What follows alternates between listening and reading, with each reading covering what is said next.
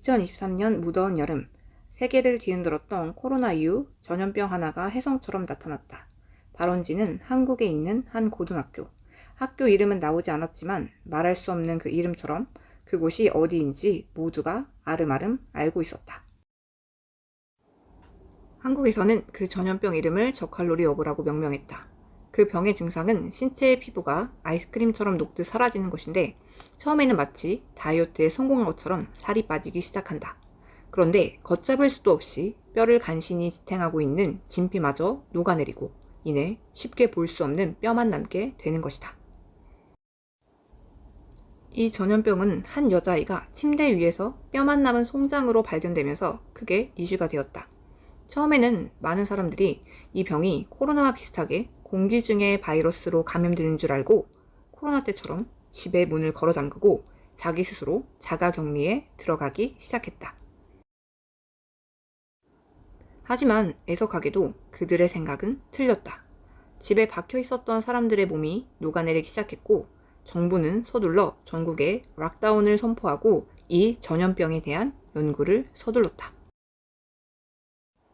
지구 온난화로 인한 저주, 무더운 더위 때문에 녹아내린 건지 도대체 어떤 바이러스 때문인지 모두가 희망을 잃고 녹아내리고 있을 무렵 정부가 저칼로리 러브에 대한 긴급 속보를 발표했다. 저칼로리 러브는 공기가 아닌 생각으로 전염되는 전염병이다. 물리적인 매개체가 아닌 생각으로 전염되는 병이기에 정부는 락다운을 해제했다.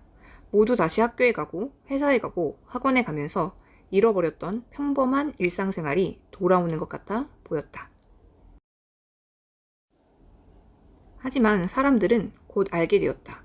생각으로 전염되는 병이기 때문에 락다운 그리고 그 어떤 것으로도 막을 수가 없다는 것을.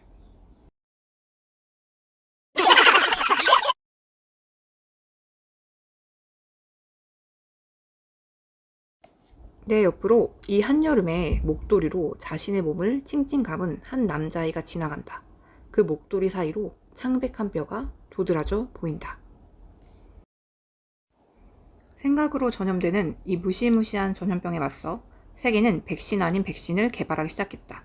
사실 이름만 백신이지 생각을 강제로 멈추게 하거나 머릿속이 멍해지는 항우울제 처방이 공식적으로 시작된 것이다.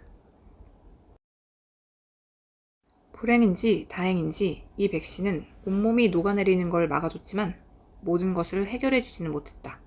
신체의 모든 부분의 피부가 부식되는 것은 막을 수가 없었던 것이다.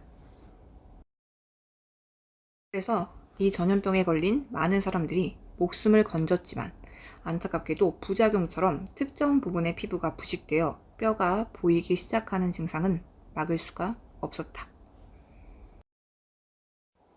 우리는 이런 사람들을 쩔어, 저칼로리 러브의 줄임말, 이 병에 걸린 사람들, 즉 쩔이라고 부르기 시작했다.